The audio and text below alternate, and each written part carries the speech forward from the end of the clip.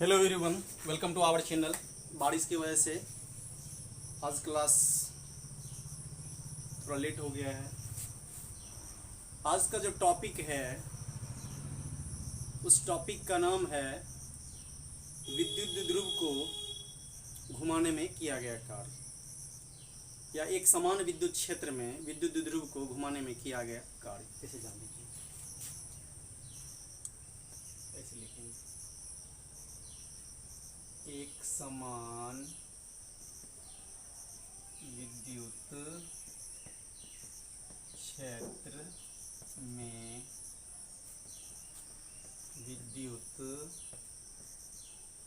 द्विध्रुव को घुमाने में किया गया कार्य, या इसको ऐसे भी लिख सकते हैं, समरूप विद्युत क्षेत्र में, समरूप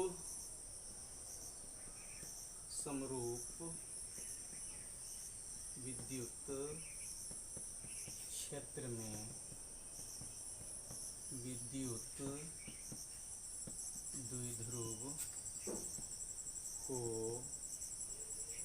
घुमाने में किया गया कार्य,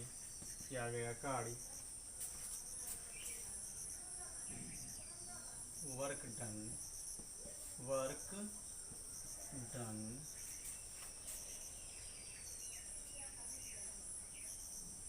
डन फॉर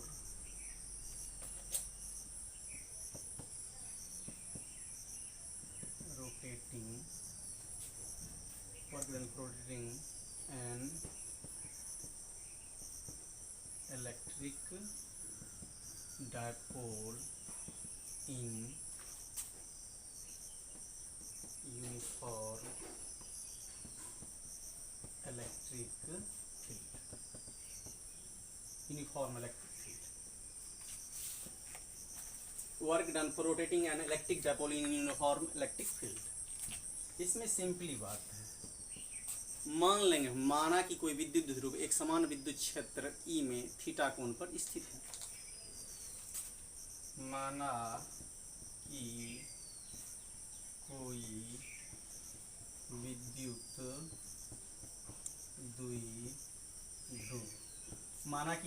द्विध्रुव एक समान विद्युत क्षेत्र E में, एक समान विद्युत क्षेत्र E में थीटा कोण पर स्थित है, इसे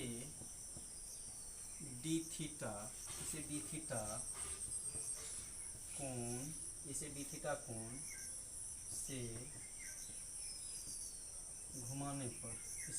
कोण से घुमाने पर डी डब्ल्यू कार्य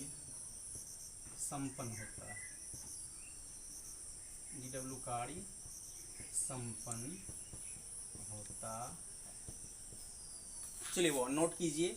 ये टॉपिक बहुत ही इम्पोर्टेंट है, इनसे ऑब्जेक्टिव भी पूछे जाते हैं और सब्जेक्टिव भी प्रश्न पूछे जाते हैं। चलिए इनको नोट कर लीजिए।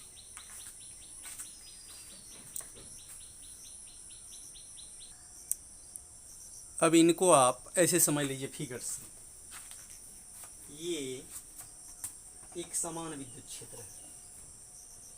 एक समान विद्युत क्षेत्र क्या है? E।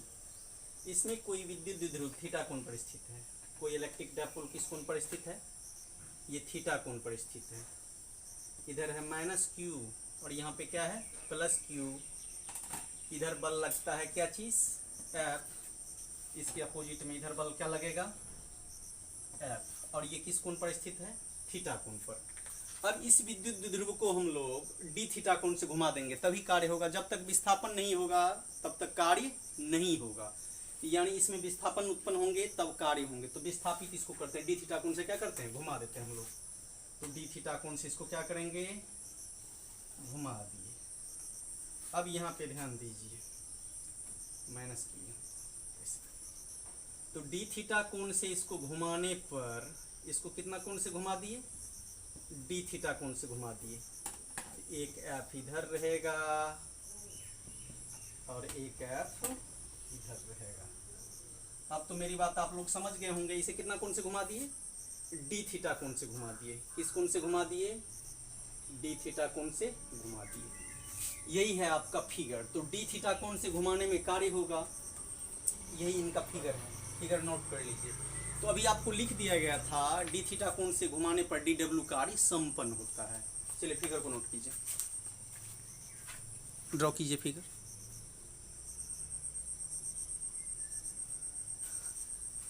यहाँ पे बिल्कुल क्लीन है, कोई दिक्कत नहीं है, आप बिल्कुल बढ़िया से समझ लीजिए। ये प्लेस हो गया है, ये आपका एफ है। चलिए नोट कीजिए।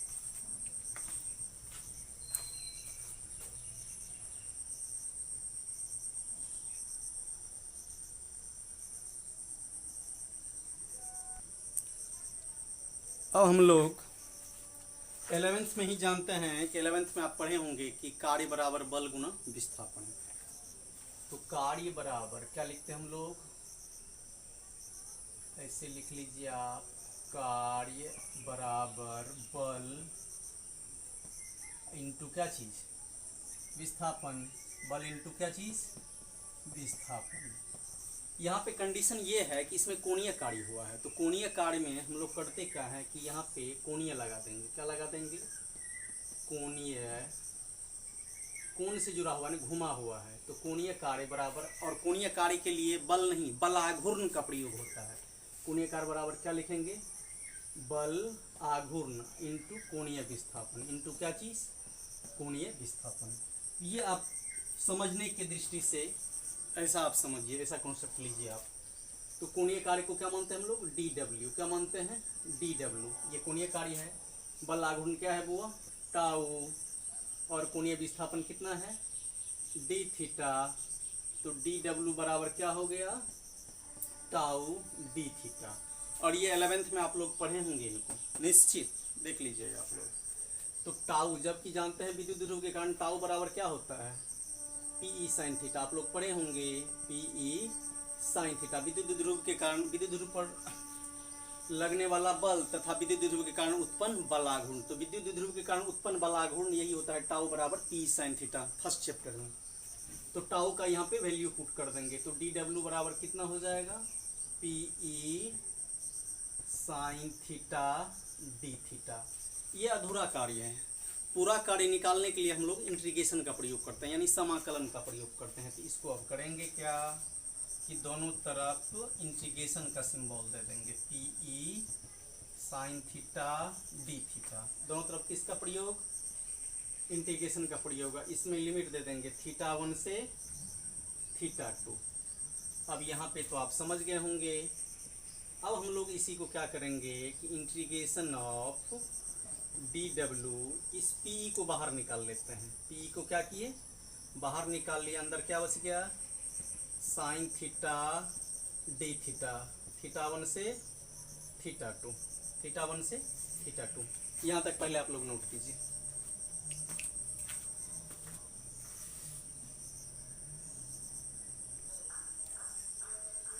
यहाँ तक आप लोग अभी लिख चुके थे। अब इसमें देखिए यहाँ तक आप लोग राइट कर लिए थे। तो आप लोग जानते हैं कि dx का इंटीग्रेशन कितना होता है जी, सभी जानते होंगे dx का इंटीग्रेशन x होता है। इसी प्रकार dw का इंटीग्रेशन क्या होगा, dw का इंटीग्रेशन w होगा। एक फंड तो ये जान गए। और एक बात, इंटीग्रेशन साइन x dx कितना होता है, माइनस कॉस x। ये 11th का ही टर्म है, ये मैथमेटिक्स का फॉर्मूला है, आप लोग अनेक बार यूज किए होंगे। तो इसी प्रकार integration of sine theta d theta, इनका वैल्यू क्या होगा, माइनस कॉस थीटा। क्या होंगे, माइनस कॉस थीटा। तो अब इसमें वैल्यू पुट कर देंगे ये और ये। तो अब ये देख सकते हैं, वेरी सिंपल है। और वैसे एक डेट के क्लास में मैं लंबा थोड़ा वीडियो होगा, बना के इनको इंटीग्रेशन और डिफरेंशिएशन को फिर से समझा दूंगा। तो ये आपको फिलहाल ध्यान रखना है कि इंटीग्रेशन ऑफ डी डब्ल्यू का वैल्यू डब्ल्यू होता है, integration of sine theta d theta का वैल्यू होता है माइनस कॉस थीटा। और ये परिशिष्ट में शुरुआत मतलब कि जब स्टार्ट होते हैं तो स्टार्टिंग पीरियड में ये मैथमेटिक्स टर्म फिजिक्स में भी और केमिस्ट्री में भी दिए रहते हैं, सूत्र लिखा रहता है, उनको भी देख सकते हैं आप। तो चलिए अब मान पुट कर देते हैं ज़्यादा समय नहीं लेते हुए। तो डी डब्ल्यू का कितना होगा वैल्यू, डब्ल्यू और पी ई इसका माइनस कॉस थीटा। ये जो दोनों लिमिट है आपको बता दिए थे, लिमिट बॉक्स के रूप में आ जाते हैं। तो किसके रूप में आ जाएंगे, बॉक्स के रूप में आ जाएंगे, थीटा 1 टू थीटा 2। अब यहाँ पे एक बीच में है सिंबल माइनस का, किसका सिंबल है, माइनस का। माइनस को यदि डायरेक्ट हम यहाँ पे एलिमिनेट कर दें यानी गायब कर दें तो ये लिमिट चले जाएगा यहाँ पर, ये लिमिट चले आएगा यहाँ पे। तो माइनस को डायरेक्ट गायब कर दीजिए आप। गायब करने पे होगा क्या, डब्ल्यू बराबर क्या हो जाएंगे, पी ई, माइनस को गायब कर रहे हैं तो कॉस थीटा, ऐसे कर लेते हैं। तो जो नीचे वाला है वो कहाँ चले जाएगा, ऊपर, ऊपर वाला नीचे, तो नीचे वाला कहाँ चले गया, ऊपर, ऊपर वाला नीचे। अब ये देख लीजिए क्या हो जाएंगे। तो W बराबर हो गया पी ई कॉस।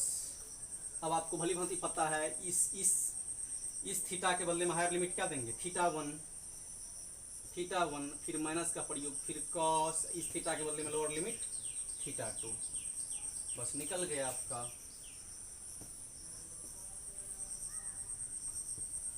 लिख लेंगे यही एक समान विद्युत क्षेत्र में, यही एक समान विद्युत क्षेत्र में विद्युत द्विध्रुव को घुमाने में किया गया कार्य का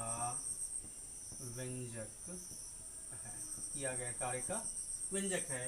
ये एक समान विद्युत क्षेत्र में विद्युत द्विध्रुव को घुमाने में किया गया कार्य का व्यंजक है। चलिए वो इनको नोट किए। इनसे ऑब्जेक्टिव अनेक बार पूछे गए हैं और सब्जेक्टिव भी पूछे गए हैं, बुक में सर्च कर लीजिएगा आप लोग। चलिए इनको नोट कीजिए, देख लीजिएगा बुक में। अब हम लोग इसमें स्पेशल केसेस होते हैं, तो अब हम लोग स्पेशल केसेस की बात कर लेंगे। तो स्पेशल केसेस में लिखेंगे स्पेशल केसेस में क्या लिखेंगे, एक नंबर, जब विद्युत द्विध्रुव को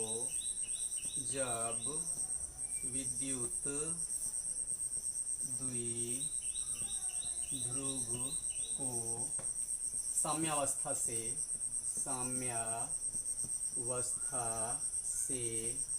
थीटा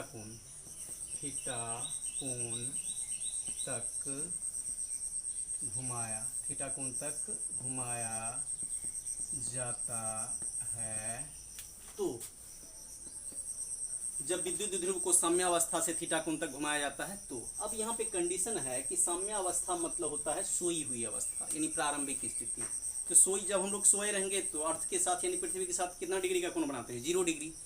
तो कोई भी वस्तु साम्यावस्था का मतलब होता है 0 डिग्री। तो इस यहाँ पे लिख लेंगे। तो थीटा 1 बराबर क्या लिखेंगे, 0 डिग्री, तथा थीटा 2 बराबर साम्यावस्था मतलब सोई हुई अवस्था अर्थात 0 डिग्री, और थीटा कोण ये अंतिम स्थिति है। तो थीटा 2 बराबर अंतिम कोणीय स्थिति है। तो थीटा अब जानते हैं घुमाया जाता है, तो लिख दिए हैं।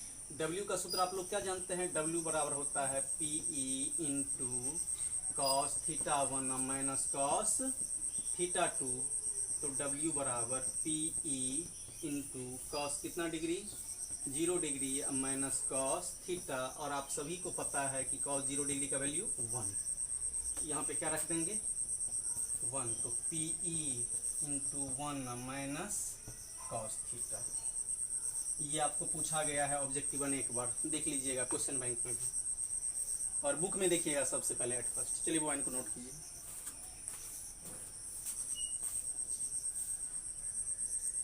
अब स्पेशल केसेस में सेकेंड नंबर की बात कर लेंगे। तो सेकेंड नंबर में जब विद्युत द्विध्रुव को साम्यावस्था से 180 डिग्री कोण तक घुमाया जाता है, जब विद्युत ध्रुव को, जब विद्युत द्विध्रुव को साम्यावस्था से, जब विद्युत ध्रुव को साम्यावस्था से 180 डिग्री कोण तक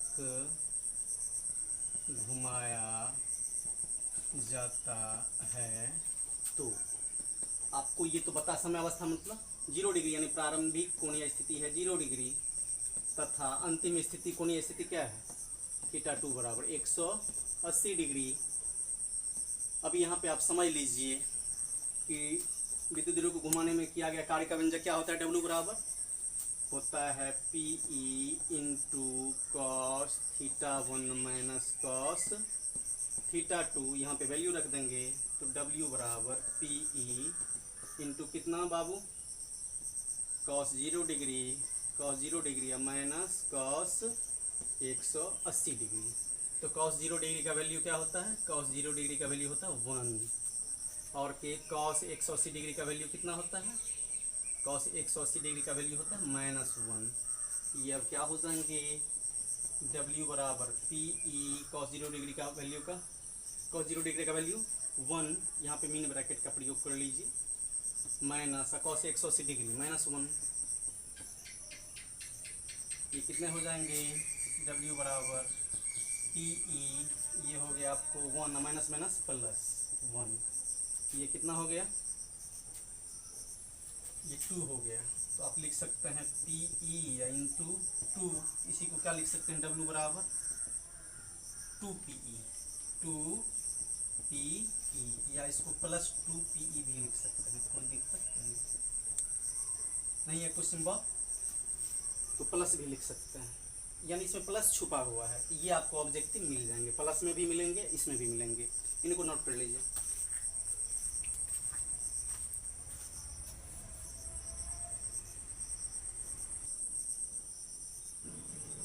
ये आप सभी को पहले ही बता दिए थे, यदि किसी भी व्यंजक को न्यूमेरिकल के एंगल से जोड़ते हैं तो उसमें प्रत्येक फिजिकल क्वांटिटी के बारे में आपको पता होना चाहिए। तो सबसे पहले इसमें ज्ञात भी कर लेते हैं, लिख लेते हैं हम लोग यहाँ पर, नहीं तो न्यूमेरिकल में दिक्कत हो जाएगी आप लोगों को। यहाँ पर W को क्या लिखेंगे, सीधा वर्क। लिखने का अनेक तरीका है, आप वर्क डन फॉर रोटेटिंग इतना लंबा हो जाएगा, तो सीधा या तो W फॉर वर्क, तो क्या लिख लेंगे, कार्य, चाहे घुमाने में हो या जैसे भी हो, कार्य। P को क्या बोलते हैं, electric dipole moment, electric dipole moment, electric dipole moment, electric dipole moment. विद्युत द्विध्रुव आघूर्ण, विद्युत द्विध्रुव आघूर्ण, विद्युत द्विध्रुव आघूर्ण। और E को क्या बोलेंगे, इलेक्ट्रिक फील्ड या यूनिफॉर्म इलेक्ट्रिक फील्ड, या सिर्फ इलेक्ट्रिक फील्ड। यहाँ पे अभी आप इलेक्ट्रिक फील्ड ही लिखिए, इलेक्ट्रिक फील्ड, इलेक्ट्रिक फील्ड यानी विद्युत क्षेत्र, विद्युत क्षेत्र। और क्या इसमें दो टर्म और थे, θ1, क्या थे, तो θ1 को बोलते हैं इनिशियल एंगल, इनिशियल एंगल। θ1 को क्या बोलते हैं, इनिशियल एंगल, यानी कि क्या लिख सकते हैं इसको, प्रारंभिक कोण, प्रारंभिक कोण। और θ2, θ2 को क्या बोलेंगे, final angle, final angle. Final angle का मतलब θ2 यानी फाइनल एंगल, फाइनल एंगल का मतलब अंतिम कोण। कैसा कोण हुआ, अंतिम कोण। चलिए इनको नोट कर लीजिए, कॉस के बारे में तो पता है।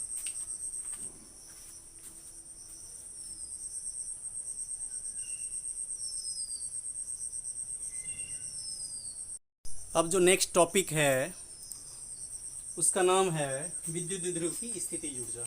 ये बहुत इंपॉर्टेंट टॉपिक है, इन पे मेनी न्यूमेरिकल्स, बहुत न्यूमेरिकल्स हैं।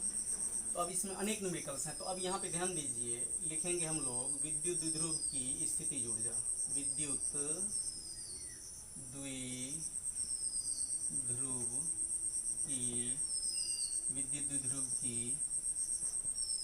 स्थितिज, विद्युत ध्रुव की स्थितिज ऊर्जा, विद्युत ध्रुव की स्थिति, विद्युत ध्रुव की स्थितिज ऊर्जा, potential energy,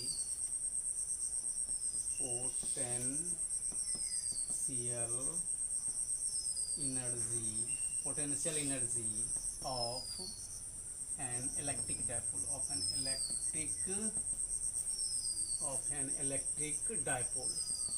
electric dipole, potential energy of an electric dipole, विद्युत ध्रुव की स्थिति ऊर्जा, potential energy of an electric dipole.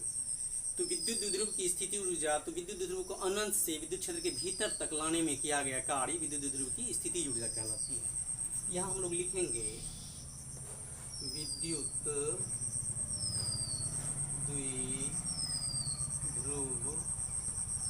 को अनंत से, कहाँ से, अनंत से, विद्युत ध्रुव को अनंत से विद्युत क्षेत्र के भीतर तक, विद्युत ध्रुव को अनंत से विद्युत क्षेत्र के भीतर तक लाने में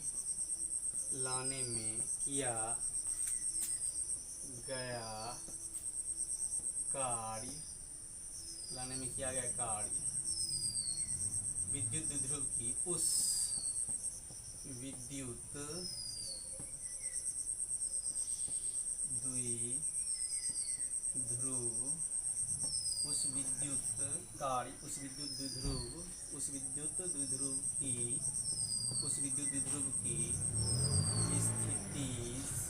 द्विध्रुव की स्थितिज ऊर्जा कहलाती है, उस विद्युत ध्रुव की स्थितिज ऊर्जा कहलाती है। इसे कैपिटल यू से सूचित किया जाता है, इसे कैपिटल यू से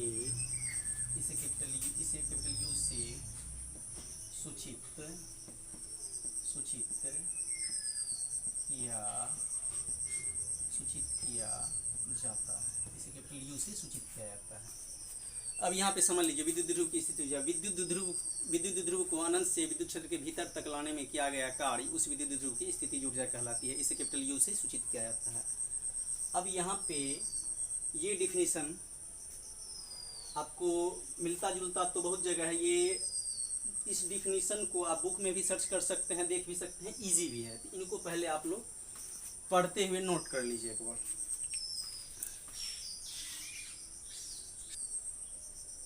अब एक सवाल आता है कि अनंत पर विद्युत ध्रुव कैसा होगा, अनंत पर विद्युत ध्रुव कैसा होगा। तो अनंत पर विद्युत ध्रुव, सबसे पहली बात ये अनंत, मान लीजिए यहाँ पे अनंत है, अनंत पर विद्युत ध्रुव सोया हुआ नहीं रहता, वो सीधा स्ट्रेट खड़ा होता है।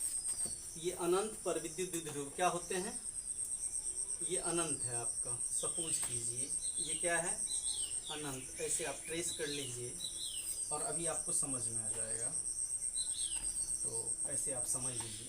अब यहाँ पे ध्यान दीजिए, ये अनंत है आपका, तो अनंत पर विद्युत ध्रुव क्या होते हैं, अनंत पर विद्युत ध्रुव स्ट्रेट होते हैं। यहाँ है प्लस क्यू और यहाँ पे क्या है माइनस क्यू, तो एक बल किधर लगेगा, इधर एफ, एक बल इधर है, वो क्या है एफ। यही है इन्फिनाइट, क्या है वो, यही इन्फिनाइट है। तो अनंत पर ये कितना डिग्री का कोण, 90 डिग्री का कोण, कितना डिग्री का कोण, 90 डिग्री का कोण। और यहाँ पे ये इलेक्ट्रिक फील्ड है, क्या है, ये इलेक्ट्रिक फील्ड है। यहाँ पे आने के बाद विद्युत ध्रुव क्या होते हैं, थीटा कोण पर झुक जाते हैं। विद्युत ध्रुव किस कोण पर झुक जाते हैं, ये थीटा कोण पर क्या हो जाएंगे, झुक जाएंगे। ये है प्लस क्यू, इधर क्या है माइनस क्यू, तो एक बल किधर लगेगा, इधर एफ, एक बल इधर एफ। ये आप समझ गए आप कि अनंत पर यही है इन्फिनाइट। तो अनंत पर विद्युत ध्रुव स्ट्रेट होते हैं, ये विद्युत क्षेत्र है, इलेक्ट्रिक फील्ड है, इलेक्ट्रिक फील्ड पर झुक जाते हैं, किस कोण पर, थीटा कोण पर। ये क्योंकि इसका विद्युत क्षेत्र का प्रभाव होता है, ये सीधा रहने देता है, इसको क्या करते हैं, बेंड कर देते हैं, झुका देते हैं, मोड़ देते हैं। तो ये प्रारंभिक स्थिति है। तो प्रारंभिक स्थिति में आप समझ सकते हैं कि ये 90 डिग्री कोण है और अंतिम स्थिति में कोण कितना है, थीटा है। इनको ड्रॉ कीजिए, नोट कीजिए पहले इनको।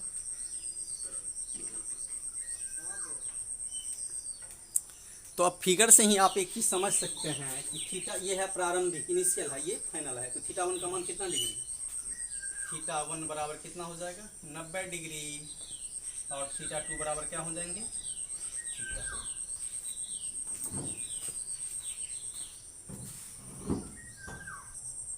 अब हम लोग परिभाषा पे चले जाएंगे।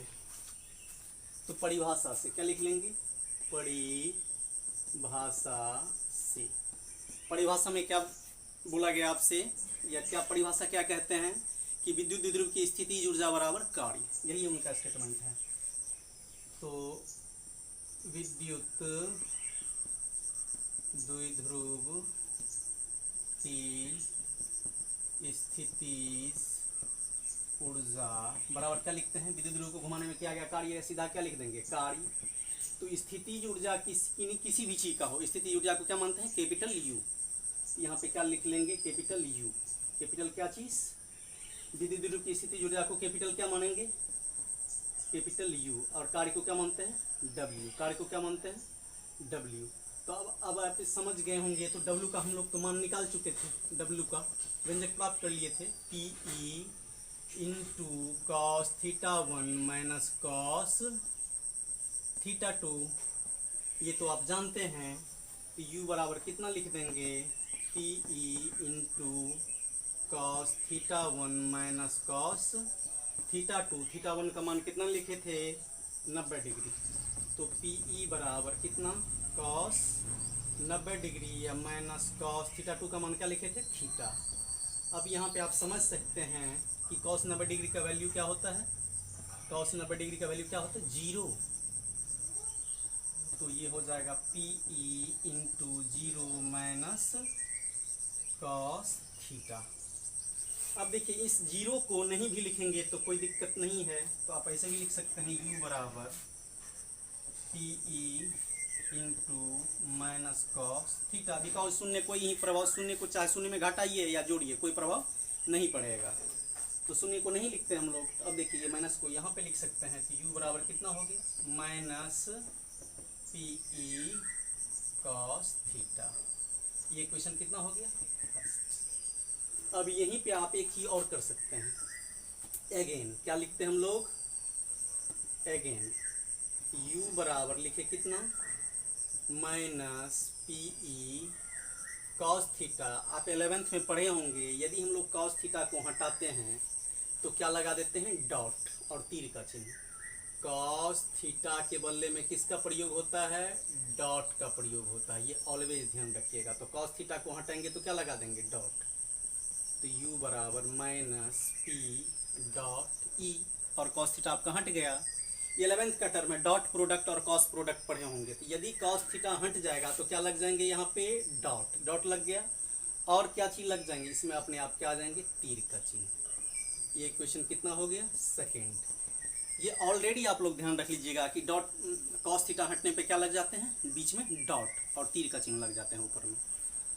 लिख लेंगे यही विद्युत द्विध्रुव की, यही विद्युत द्विध्रुव की स्थितिज ऊर्जा, यही विद्युत द्विध्रुव की स्थितिज ऊर्जा का व्यंजक है, यही विद्युत द्विध्रुव की स्थितिज ऊर्जा का व्यंजक है।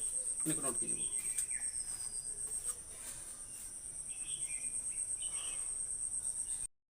अब इनमें भी स्पेशल केसेस हैं, इनमें भी क्या है स्पेशल केसेस हैं, विद्युत ध्रुव की स्थिति ऊर्जा के लिए भी स्पेशल केसेस हैं। तो हम लोग लिख लेते हैं स्पेशल केसेस, स्पेशल केसेस। तो स्पेशल केसेस हैं क्या, एक है अस्थाई साम्यावस्था के लिए, तो यहाँ पे लिखेंगे ज़्यादा लैंग्वेज नहीं लिखना, अस्थाई साम्यावस्था के लिए, अस्थाई साम्यावस्था के लिए, अस्थाई साम्यावस्था के लिए तो थीटा का मान कितना होता है 0 डिग्री। अस्थाई साम्यावस्था के लिए थीटा का मान 0 डिग्री। तो हम लोग चूंकि u बराबर कितना जानते हैं minus P E into cos theta, तो यहाँ पे therefore since therefore potential energy equals या u equals minus P E into cos 0 degree, और कॉस 0 डिग्री का मान तो पूरे विश्व को पता है क्या आप लोग जानते होंगे cos 0 डिग्री का वैल्यू कितना, तो 1 होता है। तो u बराबर माइनस पी ई इंटू 1, तो u बराबर माइनस पी ई। चलिए इनको नोट कीजिए।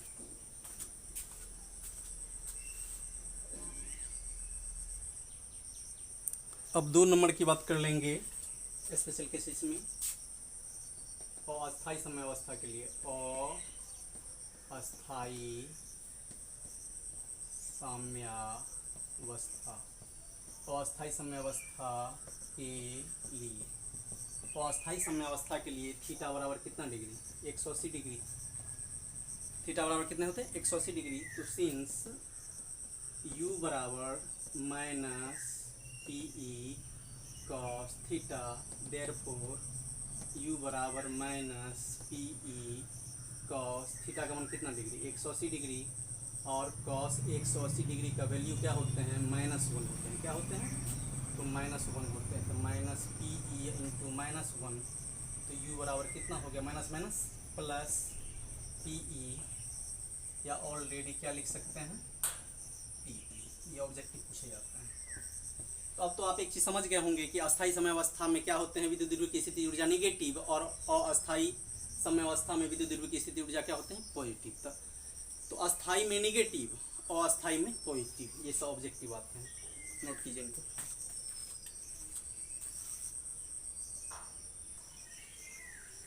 चलिए आपको बता देते हैं कि फिर ये मैं रेगुलर बोल रहा हूँ, किसी भी न्यूमेरिकल को चेस करने के लिए प्रत्येक फिजिकल क्वांटिटी के बारे में आपको जानना चाहिए। तो सबसे पहली बात फिर लिख लेते हैं, क्या चीज़, यहाँ पर इस u को क्या लिखते हैं, पोटेंशियल एनर्जी। क्या लिखते हैं वो, पोटेंशियल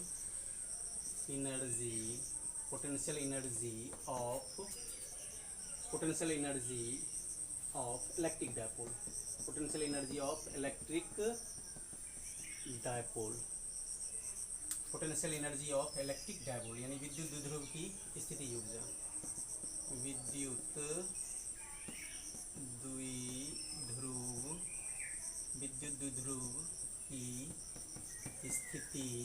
विद्युत द्विध्रुव की स्थिति ऊर्जा u, और p को क्या बोलते हैं, p को electric dipole moment, electric dipole moment, यानी विद्युत द्विध्रुवाघूर्ण,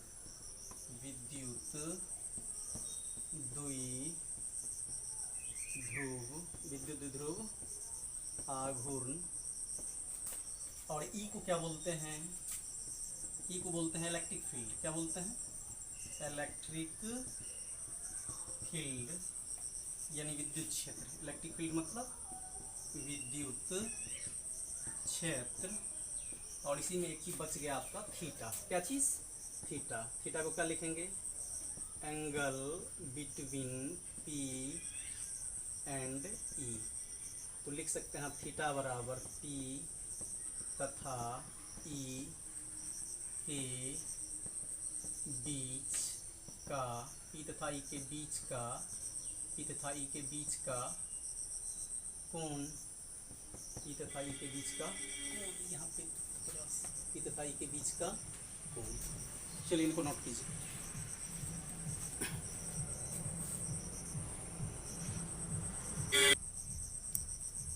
चलिए आज की क्लास को यहीं तक रहने दीजिएगा। यदि ये वीडियो आप लोगों को पसंद आया होगा तो आप लोगों से रिक्वेस्ट है कि प्लीज़ इस चैनल को सब्सक्राइब, लाइक और शेयर ज़रूर कीजिए। मिलते हैं नेक्स्ट वीडियो में। Thank you all of you.